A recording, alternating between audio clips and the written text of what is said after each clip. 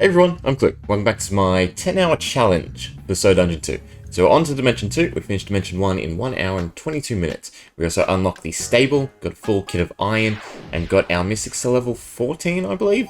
So we're really stacked going into Dimension 2. So, first big choice, what relic? And I tussled with this choice over and over again. I kept swapping between attack and HP, trying to figure out which one is really more important. Because if you take the attack relic, you can easily get enough damage to beat the boss. If you take the HP relic, you can beat the boss in shorter. Not quicker, but shorter amount of runs. So, cutscenes. Sorry, threw me off. I thought we were going to the dungeon. The most annoying part of Dimension 2 is these cutscenes. So much just dialogue in this first world.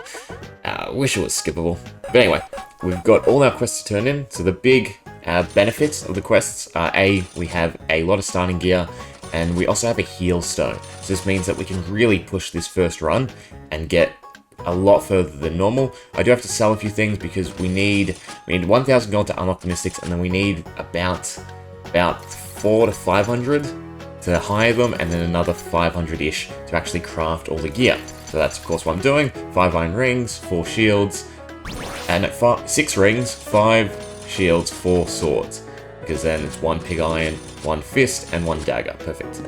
So we're just swapping everything around, using the heal stone, and off we go. And we managed to get all the way to 150 on the first run, which is great. We've got a decent chunk of starting essence. We're able to upgrade the whale pet. I'm pretty sure it should hit first level. I'm pretty sure it's just 100 floors. We also got 10k gold, and the gold is the next big thing, because we need to start really focusing unlocks. We need to really buff up the kitchen, and it doesn't hurt to get a few of the other perks, like the next bag resourcefulness, or of course any of the inheritance perks. But in order to do that, we now need to craft the frying pan.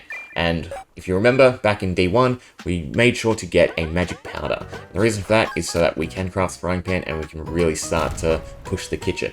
First off, I am making a script. Again, I don't want to do this manually. I can do it a lot quicker manually. I know I can. But obviously, even a 2-hour period of manually clicking through the dungeon is just a massive headache. So I've come up with a reasonable script that sort of guarantees that the mystics focus the enemy pods in almost an optimal amount, meaning they'll strike when it's a single enemy or so, and they'll cast only when they need to cast. And for the most part, it works out. It's slightly inefficient in the later comps or later areas where you're not doing quite enough damage to meet these exact thresholds. But it's not a big deal. If you really want to play optimally, you need to figure out the damage thresholds for each enemy group and then plan accordingly, which I've done for the most part. I've managed to memorize a large chunk of the game to my surprise.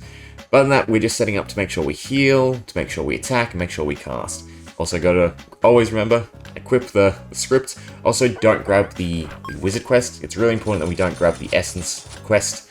It's like fine 20 until the next dimension, because we need to sort of continue having starter gold for each dimension so that we can run the mystics until we get inheritance. On that, iron and wood like normal so that we can continue to try and get a little bit of an edge in those next worlds. We can craft a couple iron swords, maybe or rings. On that, we buy blue smithing crystals, 18, and then an extra 60, so this is 2 levels. And because we took the HP relic, I can focus on damage at this point. So we're just upgrading all of our best weapons. I'm counting, and now I know I need to craft... no, I have iron swords, never mind. They're weaker than the bone. Me in the game had the same confusion as me trying to narrate this. So then it's just equipping everything.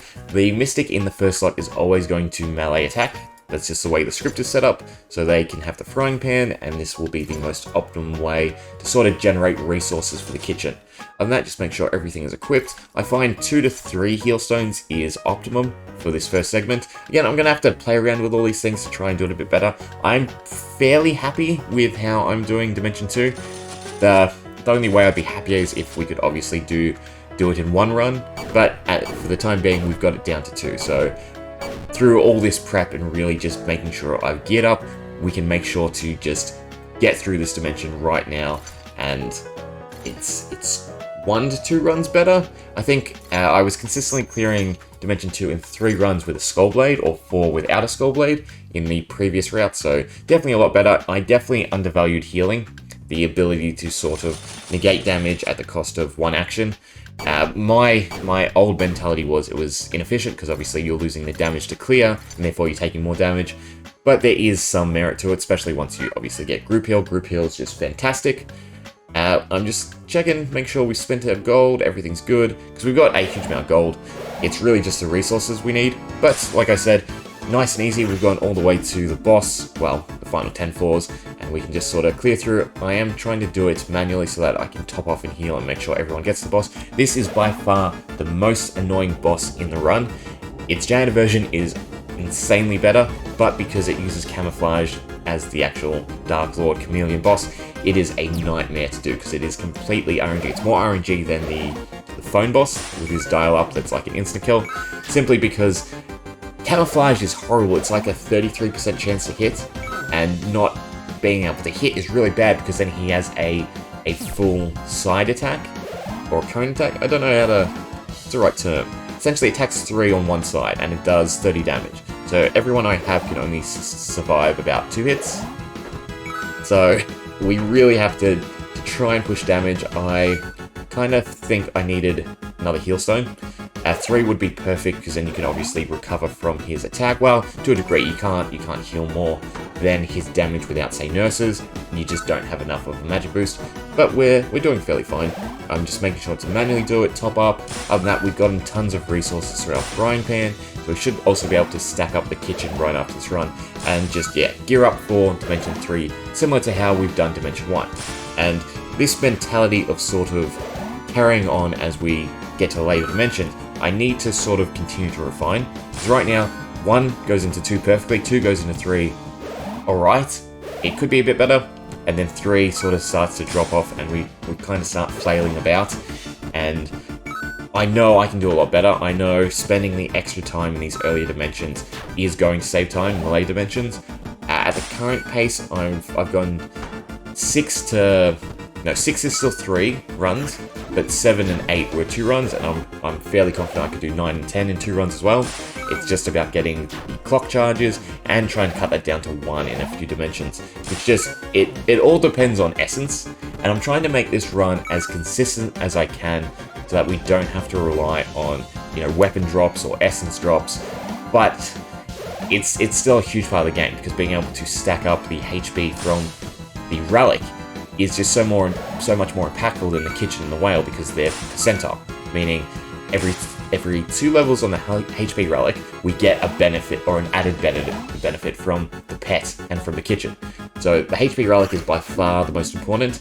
I definitely needed to rethink my attack relic was the only way, and just trying to really optimize damage so that you could clear everything in 1 hit.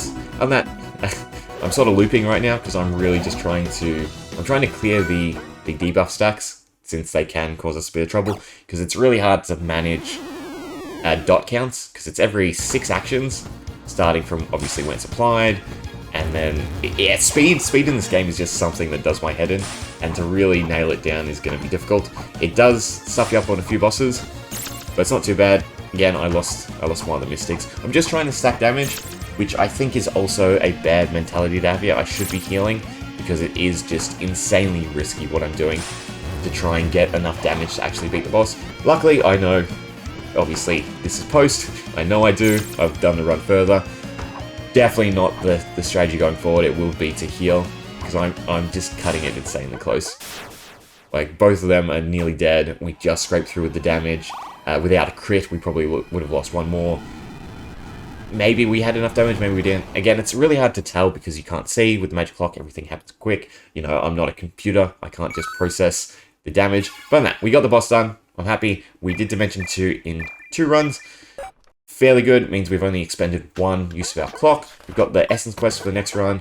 The only issue is there is, I forget which quest it is, that I haven't completed, which is a little bit of a hassle.